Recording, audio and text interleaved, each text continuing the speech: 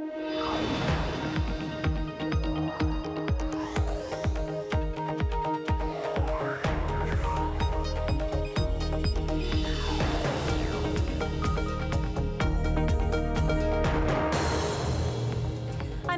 San Francisco, and this is Bloomberg Technology. Coming up in the next hour, trade showdown. The simmering dispute between the world's two largest economies is taking a toll on markets and the global supply chain.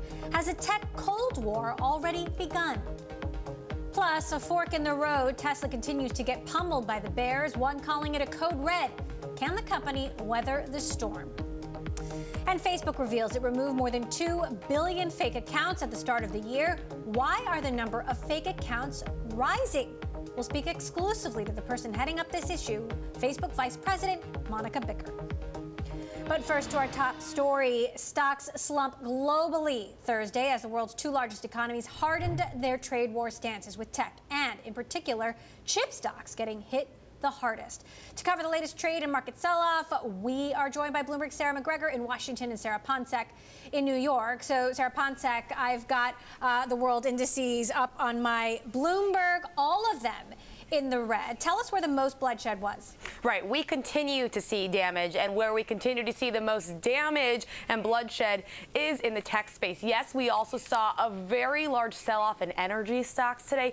We saw really oil just being killed today, down about 5%, that taking energy stocks down with it. But within the tech space, we continue to see the damage focus in tech hardware and semiconductor stocks. Technically, a bright spot has actually been software stocks, interestingly enough, because if you backtrack and you look at how stocks have performed since the weekend that President Trump put out those initial tweets about higher tariffs. Yes, tech is the worst performing sector, down 7%, but you break it down and you look at semiconductors, which are down closer to 15%, then tech hardware down close to 11%, and then software stocks are only down 2%. And it all boils down to, of course, exposure to China. Software stocks and hardware stocks are way more exposed than software. So investors are saying if you do want to stay in tech, software might be the place to go to weather the storm, at least for now. So, Sarah McGregor, talk to us about how the trade discussions, or lack thereof, are evolving. What is the latest? So we actually just heard from Donald Trump right now, and he sort of introduced the idea that Huawei might become part of these trade talks. I think that was a big question. Once Huawei was put on this blacklist, last week, where American companies need to get a special license in order to export to them because they're seen as deemed as a security risk. A lot of people started to question, is Trump doing this to gain leverage in the trade talks? And he didn't give any details. He just said today at an event that, they could become part of a trade deal, while at the same time saying that they're very dangerous. So we know that there's no more talks planned right now officially at a high level. And the next thing that we're looking forward to is the end of June, when Trump and Chinese President Xi Jinping might meet at the Group of 20 meetings in Japan. There might be some talks that are scheduled in between them, but as of right now, it seems like they're at an impasse. Sarah Ponsek, the HPE executives on the call, earnings call right now, saying that the trade tensions are creating uncertainty for the company. We spoke to the CEO, Antonio Neri, last week. He said basically the same thing. The Trump administration now, a new development, though, is focusing not only on imports but exports. Tell us what's happening there. Right. So when we think about what's happening now, we heard about the Huawei blacklist. We have now heard that President Trump as well is potentially talking about blacklisting other surveillance companies out of China. And what this is keeping them from doing is using U.S. suppliers. So that is talking about exports over to China from the United States. And that's another way that you really have to think about this, because yes, we did hear that the Trump administration will give a reprieve to some of those suppliers to Huawei, let them figure out the supply chain issues. But this isn't just going to hurt some of the Chinese companies. A lot of companies in the U.S. that do a lot of business with Chinese companies, particularly Huawei, are also getting hurt here. You think of the likes of Qualcomm. Qualcomm gets 66% of its sales from over in China. Same with Micron, about 57% of its sales over in China. So if you chop some of that off, these companies are going to have to start thinking about where else are they going to do business? Where are they going to make up for this? All right. Well, we're going to continue to follow this story. Bloomberg, Sarah Ponsek, and Sarah McGregor, thank you so much for those updates. Meantime, we're continuing to see the fallout of the U.S. government blacklisting Huawei, as Sarah just mentioned. Microsoft has removed the Chinese tech giants from one of its websites offering cloud gear. Chip makers, including Intel, Qualcomm, Broadcom, have told their employees they will not supply Huawei until further notice. Google won't supply crucial software to future Huawei smartphones. For more on how the story is evolving, I want to go to Roger Entner, Recon Analytics lead analyst and founder in Boston. So, Roger, would you say a tech Cold War is already happening? Well, we're certainly in the opening stages here, where the battle lines are being drawn. Well, have the battle lines already been drawn? I mean, you could argue in China, for example, Facebook was blocked long ago, Twitter was blocked long ago, Google was sort of forced out of the country long ago. So, hasn't potentially their position been hardened for a while? Certainly, China has made it very difficult for American companies to do business there. We have accepted that for a long time, especially also the conditions on intellectual property transfer to China. So with the Trump administration, we're entering a new phase, and the U.S. is now fighting back. So how do you think this issue with Huawei, the blacklisting issue, and potentially blacklisting other Chinese companies as well, how do you think that will impact the trade talks? It certainly complicates the trade talks, and it raises the stake. As mentioned before, Huawei is a major buyer of semiconductor equipment. Last year, $11 billion. That's 23% of American semiconductor exports. And then you add on other Chinese companies, because we have to remember that China is the manufacturing center of the world. And if you stop exports to China, it comes to a grinding halt. So what do you believe will be the most dramatic consequences of the latest state of play on both sides? Well, the most dramatic consequences are, in the short run, that, for example, Google has stopped working with Huawei. This very quickly ends Huawei's ability to sell smartphones, and they're the second largest smartphone manufacturer in the world.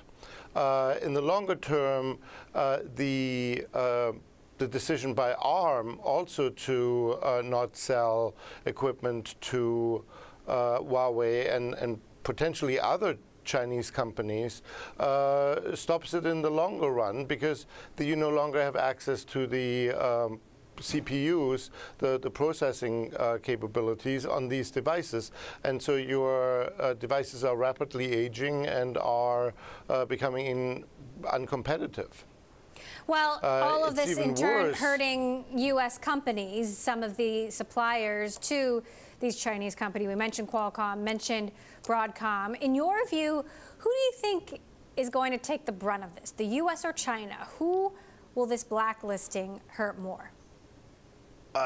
The blacklisting will certainly hurt China more.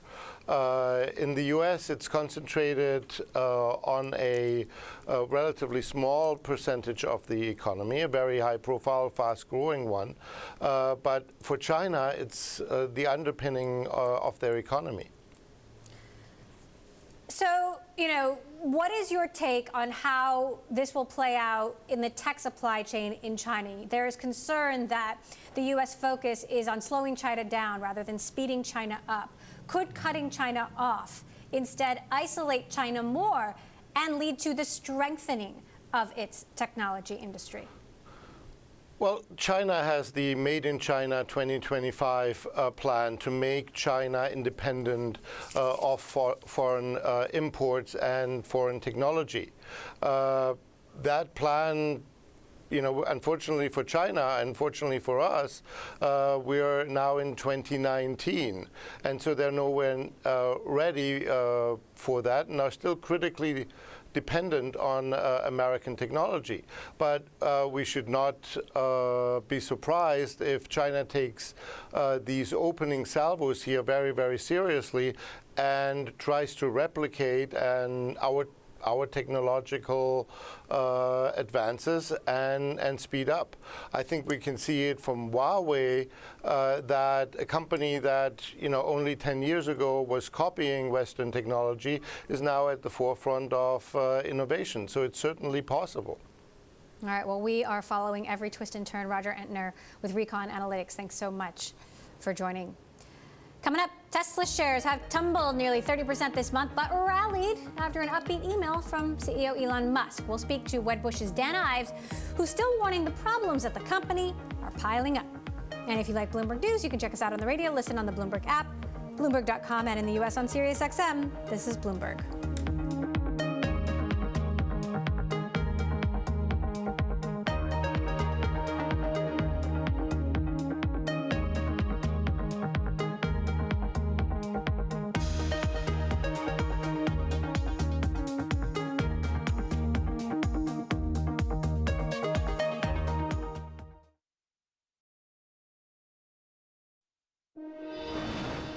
It's been a wild week for Tesla. Shares are at their lowest level in more than 2 years on renewed concerns voiced by analysts, but rallied today after an optimistic email from CEO Elon Musk. The company's still down 12% for the week, though. In a note Sunday, Wedbush analyst Dan Ives said Tesla faces a Kilimanjaro-like uphill climb to hit profitability goals in the second half of the year. Bearish research from Citigroup and Morgan Stanley followed as well. I want to bring in Dan Ives, Wedbush Managing Director in New York. So Dan, you kicked this off this week, this Tesla slump. You're the one who called it a code red. Now, Elon Musk has sent this email to employees where he says Tesla has a quote unquote good chance of exceeding the record deliveries in the fourth quarter, in 90,700 cars, saying it would be the most deliveries in Tesla history. What's your take? Does that change your mind at all? No, I mean, ultimately, I think they need to send an email like that out, just given what you're seeing in terms of almost a level of panic out there in the street. But I continue to view there's probably a better chance of me playing in the NBA than them hitting those numbers, this quarter. And I think fundamentally, the problem just comes down to what we're seeing in the U.S. in terms of demand, and especially in Europe and China. Take away that China piece, I think the numbers for the year, 360 to 400, those look like, Everest-like uphill battle to get there. And I think that's why I think the shorts are starting to feel like there's blood in the water, and you're seeing that with the stock. Now, not everyone completely agrees with you. We spoke to Gene Munster of Loop Ventures earlier today. Take a listen to his take on Tesla. I am a believer in Tesla. I think that they will, in fact, turn the corner and capture what will be a juicy growth curve around electrification of vehicles. We're at 1 or 2% today globally. Eventually, that's going to be 100%. But 2019 is going to be a difficult year. The demand question is quite critical. Dan, do you believe Tesla will capture a juicy growth curve? They need to get through the next 6-12 months. I mean, there's no doubt they're a leader and there's a transformational opportunity when you look out. But the problem, and really what the focus of the street is right here, is this next 12 months, if they're not profitable, they'll have to raise $1 to $2 billion more of capital. So I agree with the opportunity over the long term, but the problem here with the stock continues to be that profitability ramp in the second half of the year, given what we see in terms of ultimate demand here and the expense structure. That's the issue that investors are having with the stock. And even today with the email, it's flat. I think it just speaks to right now, it's a huge prove me story to get on the other side of this, hurricane-like headwinds. So how far out is the long term, in your view, before things start to look better for Tesla? I think the next 6 to 9 months are going to be extremely difficult because besides just EV tax credits continue to get cut in half, it's really about U.S. demand. If you don't see the pickup there on the base and mid-range, and take a step back, ASPs, the average revenue they're getting, are coming down significantly from the S and X to Model 3. So those are coming down, call it 15, 20%. You need to sell that many more cars, right, in terms of total revenue. And I think with an expense structure where they are, I don't think we get on the other side till probably 1Q, 2Q 2020, which is why ultimately these next 3 to 4 quarters, I think it's going to be some of the most defining time for Musk to get Tesla through this period, especially with the $10 billion debt load. Now, I'm looking at a chart here in the Bloomberg, which shows a forecast for deliveries for the year. Tesla's forecast is in the white. Yours is in the blue. Why do you think Tesla won't meet its own forecast for deliveries? Yeah, and I would say right now, whisper expectations, where I think a lot of investors are thinking, is probably closer to 330 to 340 in terms of what they're going to do for the year. And I think what's started to happen is that there needs to be a hockey stick-like ramp. You need to see Europe, China demand really come through, and you need to see the rebound in the U.S., especially in the second half of the year, to hit those numbers. I think 2Q is key. I mean, you talk about the 90,000. I continue to think 75 to 80,000 is closer to where many expect them to come through. But second half of the ramp, they need to see that specifically in the U.S. If you do not see that, it's going to be extremely difficult to hit those numbers. And if you get to that low, called 310 to 330 number, because I think even some competitors today came out with 310, you're not profitable in the second half at that level. And I think that continues to be the issue for investors in terms of the P word, profitability. Now, as Tesla fights these battles, as you say, puts out these fires over the course of the year or tries to, do you think that the competition will catch up? I mean, we know new electric offerings are coming from various different automakers, which, yes, have been slow to hit the market and have allowed Tesla to have this massive head start. But do you think the competition can actually catch up?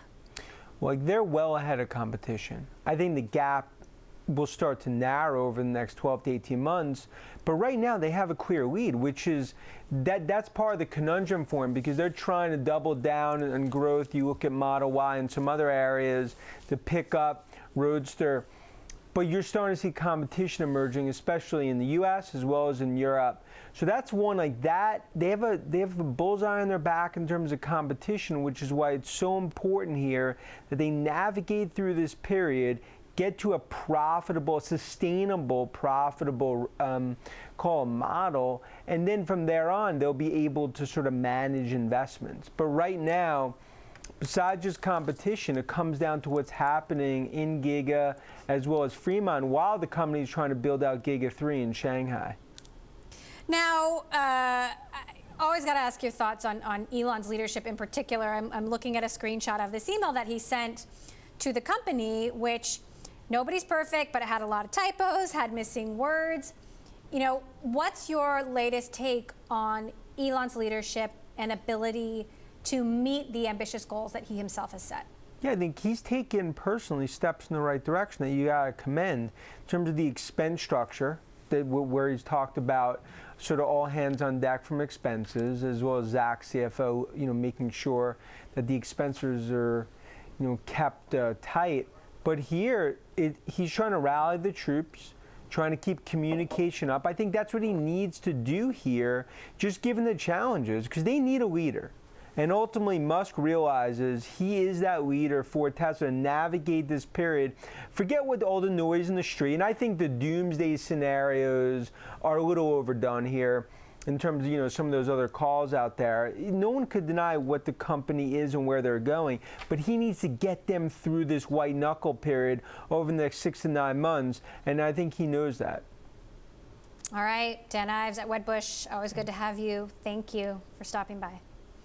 Still ahead, YouTube has deployed new AI to help clean up its platform with the codename Trashy Video Classifier. We'll tell you all about it. This is Bloomberg.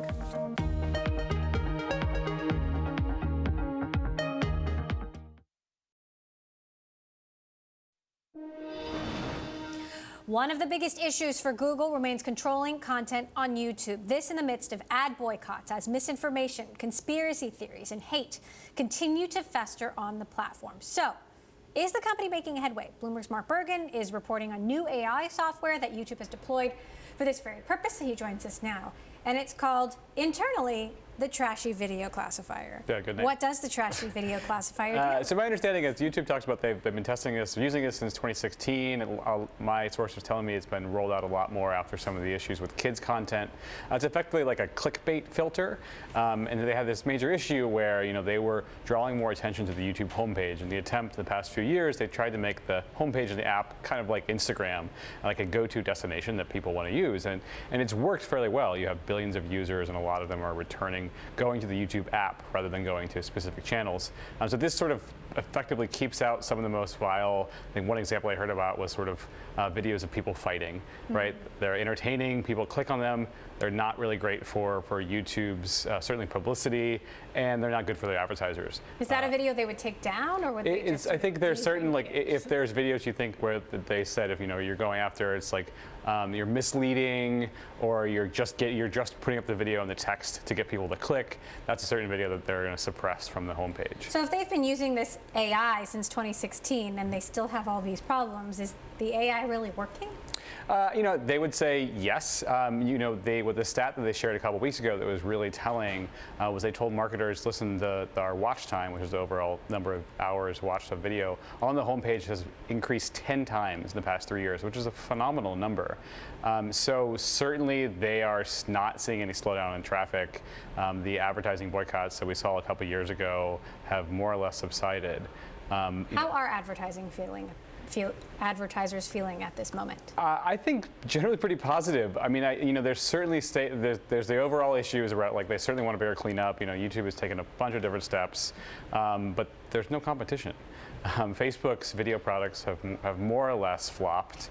They're looking at Hulu, they're looking at potentially Netflix getting the advertising, but at this point, when they want to reach something, an online video, and they want to reach a younger audience, YouTube is the go-to place for ad dollars. So you talk to a lot of YouTube employees. What's the morale like inside the company as they battle all of these issues? Yeah, I think there are certain types of people that see this as it's the very engineering mindset. This is a hard problem, and if you look at something like whether it's building AI to filter out the billions of hours of footage that's uploaded every minute, or address kids content, this is one of the most difficult engineering challenges imaginable. So there are other types that are like that. I think there are people that are sort of like, wow, we're not being heard as badly in the public's mind as Facebook, and they're sort of bracing for a moment when YouTube will be sort of synonymous with Facebook and a lot of the negative coverage, or at least the negative perception about the brand. A reckoning of sorts. All right, well, thanks to your continued reporting, we've got all the very latest on what's happening on the inside. Our very own Mark Bergen, thank you as always.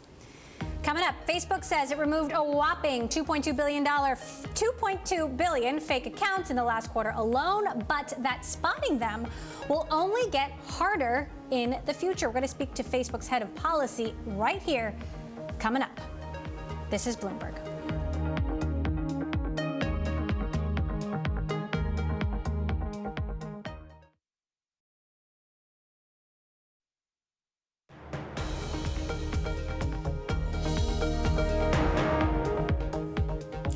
Facebook has just fought its biggest battle yet with bad actors on the platform. The social media giant said it removed a record 2.2 billion fake accounts in the last quarter. That's after Facebook saw a, quote, steep increase in the creation of fake accounts.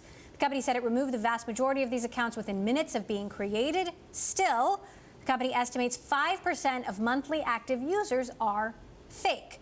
In a press call, CEO Mark Zuckerberg said a shift to privacy and encryption will make policing such content even harder. We recognize that it's going to be harder to find all of the different types of harmful content. We'll be fighting that battle without one of the very important tools, which is, of course, being able to look at the content itself. It's not clear on a lot of these fronts that we're going to be able to do as good of a job on identifying harmful content as we can today with that tool. Joining us to discuss, Facebook Vice President of Global Policy Management, Monica Bickert, has got a big job at the social network. So, Monica, first of all, what's driving this steep increase in fake accounts? Where are they coming from? Emily, some of it is coming from new tools that people are using to try to create large amounts of fake accounts in an automated way. And understanding that, our engineers have really invested in building systems that can catch it. And so we've gotten a lot better. And over the last quarter, we've seen those efforts pay off. Are they from any particular countries or any particular groups? I don't have any other information to share on that. I would just say that we see fake accounts created all over the world, and when we build our systems, we're focused on tackling that at a global level. Now, we just heard what Zuckerberg had to say about encryption on the call. Will this shift towards encryption, towards privacy, will that erase some of the progress that you're making? Well, Mark pointed to some of the challenges that we will see. And, you know, I spent my career before I came to Facebook for more than a decade. I was a federal criminal prosecutor. So I've seen the importance of law enforcement being able to access content using search warrants and other things in a very valid way, in a very important way. So we're mindful of that, and that's one of the reasons that as we look to find what is the best privacy model for our community, we're also focused on what do we need to do to keep that community safe. Meantime, to that point, you've announced a new Oversight Board for all Facebook content decisions. What will that look like, and when will it happen? The Oversight Board is a new initiative that we're trying to launch by the end of this year. And basically what this will be is a group of people acting independently from Facebook, people with relevant expertise who can look at specific decisions we've made around specific pieces of content. So somebody's posted something, we removed it, they asked us to take another look at it. We say, yeah, we're still going to keep this off our site. They can go to this external board and ask the board to take a look at it. And whatever decision the board makes will be binding on us. If they say put the content back up, we'll do that.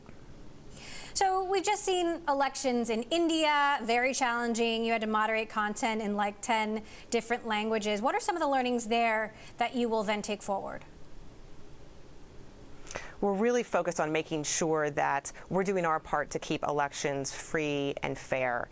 And as part of that, we've built a team that is talking to election commissions around the world and looking to understand what are the unique challenges that elections might face in different areas. So what are some of those challenges? And I mean, in speaking of India in particular, what did you learn in this most recent situation that could help you in other countries?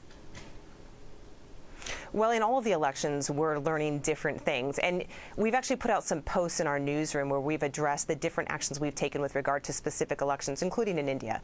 But one learning I would say we've had across the board is that people will try to use fake accounts in a number of different ways, including to spread spam and including to share misinformation. And while much of that is not relevant to elections, it certainly could be.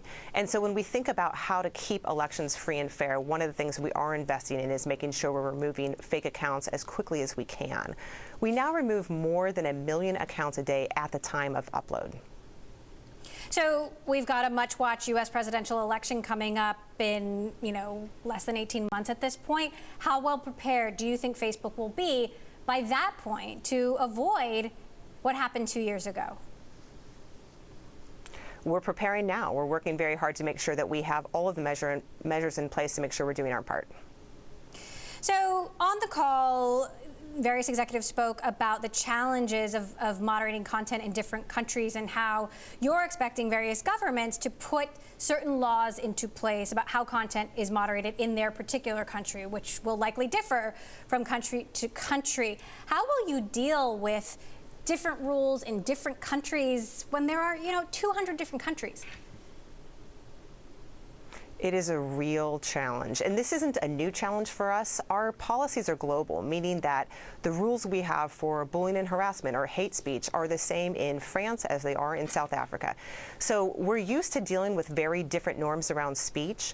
When we look at different laws in different countries, the issue gets more and more complicated. It's one of the reasons we think it's important to have the conversations with regulators early and help to make sure that the regulation that we do think should be in place is also very thoughtful, informed regulation. Now, by users, Facebook is already bigger than any country. Even the number of fake accounts you just took down in a single quarter is more than the population of any country. Do you ever think that Facebook might be too big for its own good, and that maybe there is something to this argument to breaking up the company? When I hear people asking those questions about whether we're too big, I think a lot of them come from concerns about whether we are doing our part to be responsible. Responsible about safety, responsible about privacy, and that's why we're doing things to show people that we are being responsible. It includes efforts like today's releasing the transparency report showing what we're removing from the site. It's also why Mark is calling for more regulation, and we're engaging a lot with regulators and experts around the world. And that's also why we're working with companies, big and small, to do all we can to keep these communities safe. So what about the breakup argument? I mean, we hear new people sort of making that argument every day, including people who've been close to Facebook. Do you think that argument, do you think they have a point? Again, I think when people ask these questions, it's important to find out why they're asking them. And in my experience, people are asking them because they want to know what we're actually doing to be responsible.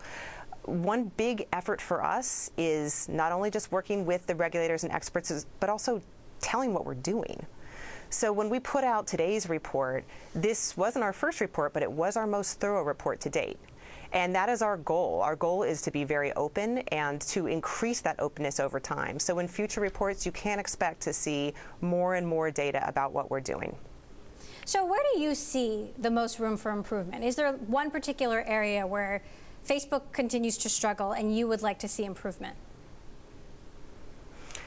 You know, across the board, it's really important for us to work together not only on writing the right policy lines, but the way that we use people and technology to enforce these lines.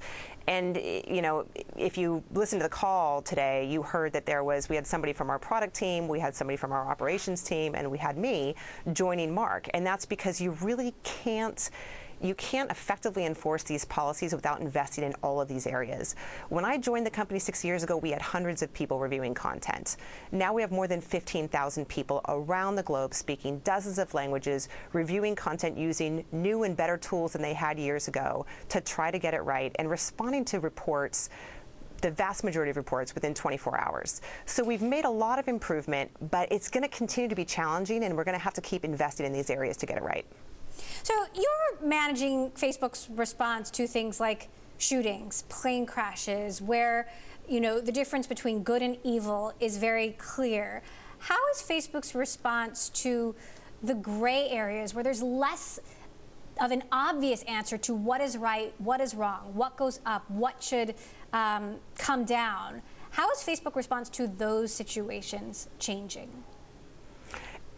It gets very difficult at the edges, and particularly around things like hate speech or bullying and harassment, where often you need somebody who has contextual knowledge about what exactly is going on. Sometimes it's context we won't have. Sometimes it's context we can get from outside experts or groups that understand, safety groups or civil society groups that will understand these issues. And that's why we actually work with hundreds of organizations in the crafting of our policies to make sure that we have the latest information on what's the latest self-harm or bullying trend in this country, or what are some of the slurs that might be used to attack people based on their race in this other country. That's something that we do all the time, and we're constantly improving our policies based on that feedback. Now, we're waiting for a ruling from the FTC on privacy issues at Facebook. Facebook has said you're waiting for this ruling as well. How could that ruling, you know, if there are any privacy oversight changes or any oversight that's handed over to them, how could that change the way you do your job and how you make these decisions? Well, yeah, I obviously can't comment on that. What I can tell you is we're really focused on making sure not only that we're doing all we can for our community on safety, but also that we are keeping information private and we are respecting what people expect when they come to Facebook. When you've heard Mark call for regulation, he didn't just call for regulation in the area of safety and content, but also on privacy. So these are conversations that we are having with regulators, and we want very much to continue. All right, Facebook Vice President of Global Policy Management, Monica Bickert. Monica, thanks so much for taking time out of your day to join us today. Appreciate it. Coming up, the potential impact of the U.S.-China trade war on the VC and startup community. We're going to speak to one active Silicon Valley investor who's worked with investors throughout China, Thailand, Singapore, Japan, and more. This is Bloomberg.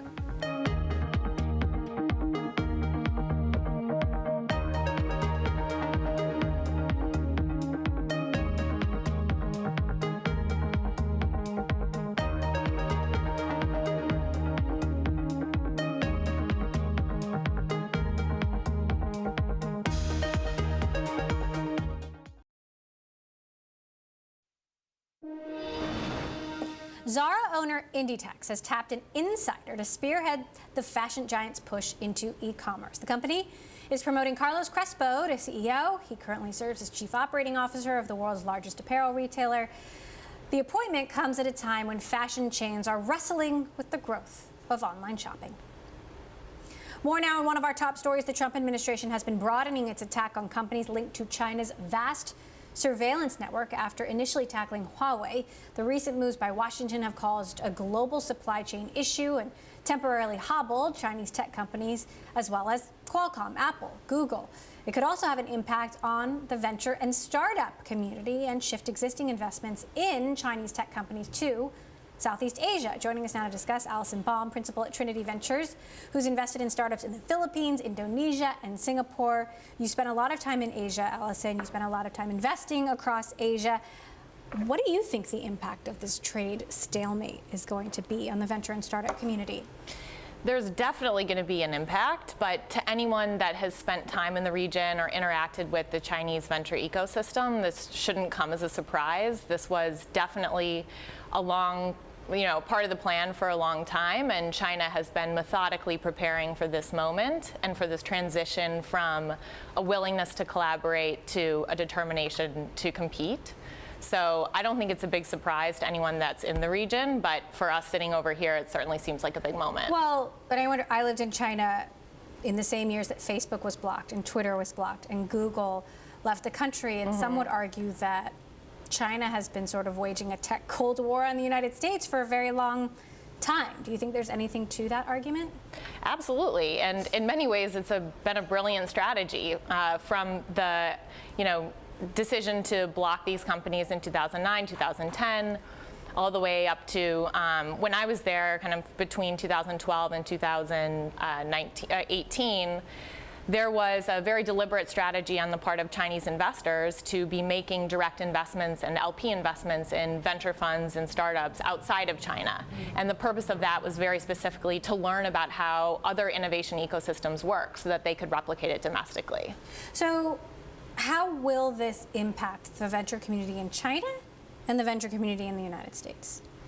For the U.S. and China, I think there's going to be a very clear separation of affairs. So there were a lot of Chinese LP investments in U.S. venture funds.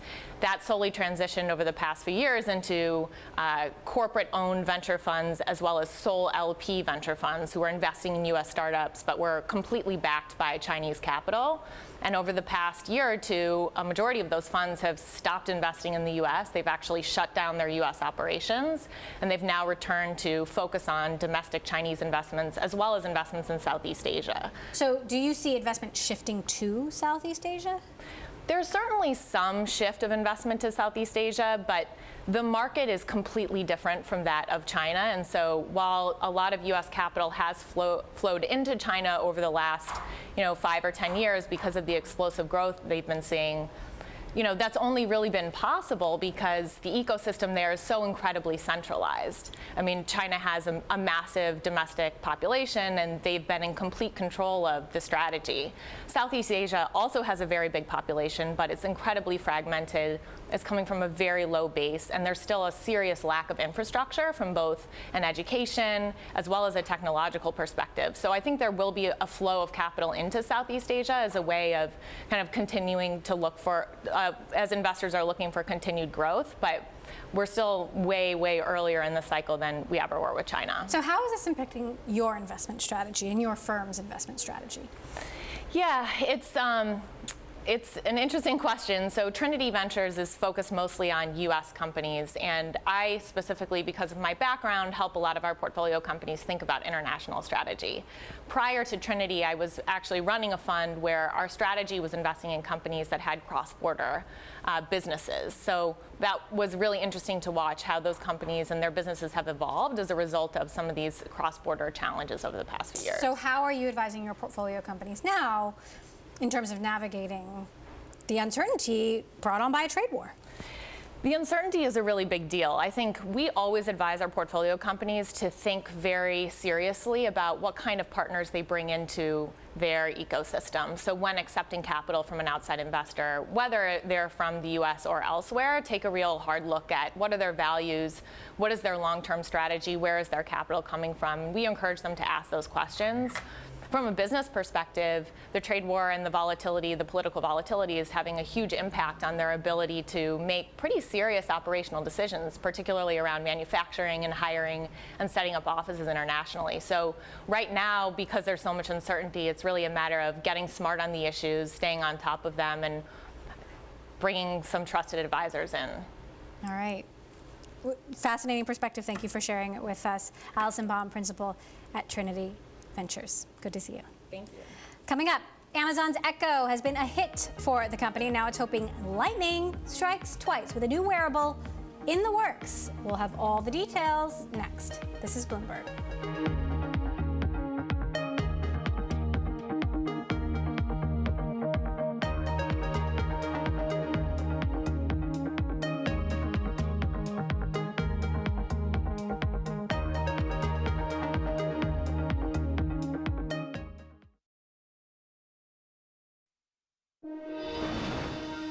Apple wants a lawsuit claiming it fooled customers about the screen size and picture quality of some of its iPhone models thrown out. The plaintiffs say the advertised screen size doesn't account for notches in the screen and rounded corners, and the screens lack the advertised number of pixels. Apple denies it deceived customers and says the suit has no merit. Well, want to get a fisheye view of the Great Barrier Reef but don't have a boat? Uber has a solution.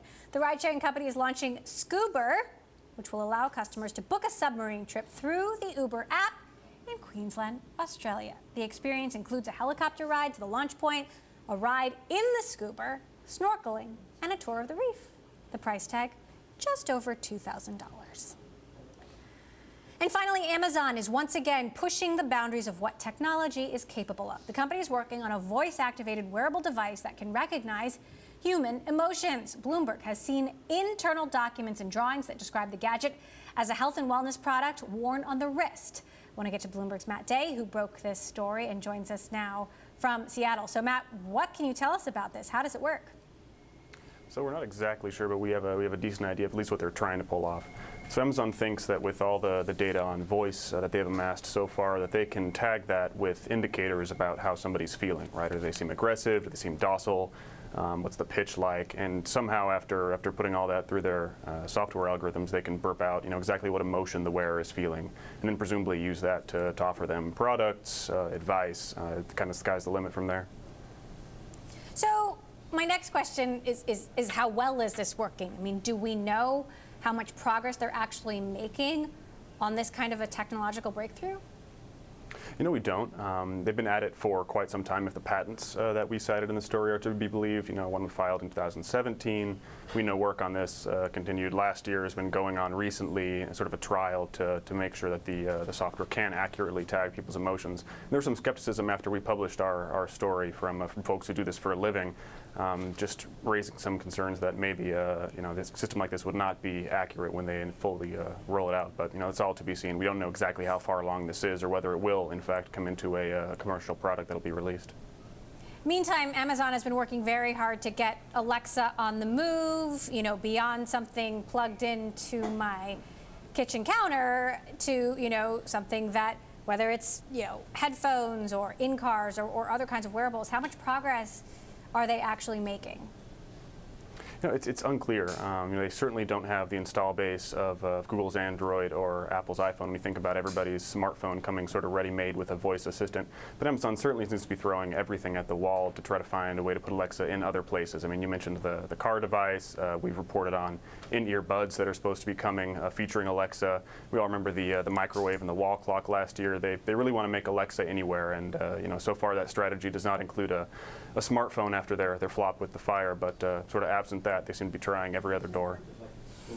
And with all the concerns about privacy and our data and how tech companies are handling that data, how would an Amazon handle emotional data, categorize it, store it? Yeah, that's a great question, and that's given that this might be far off from commercial availability. Their spokespeople weren't exactly interested in speculating on what that regime might look like, other than to say, we take privacy seriously.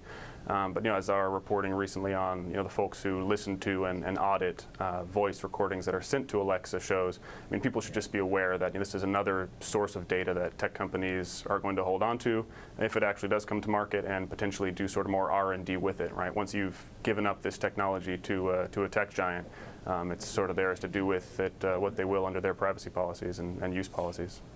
Now, I realize there are a lot of unknowns, but quickly, how soon might an Alexa wearable hit the market?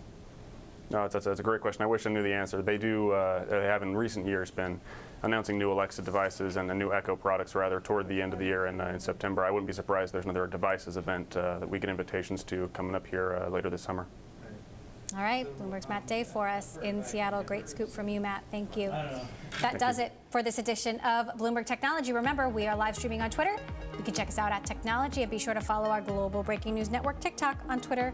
This is Bloomberg.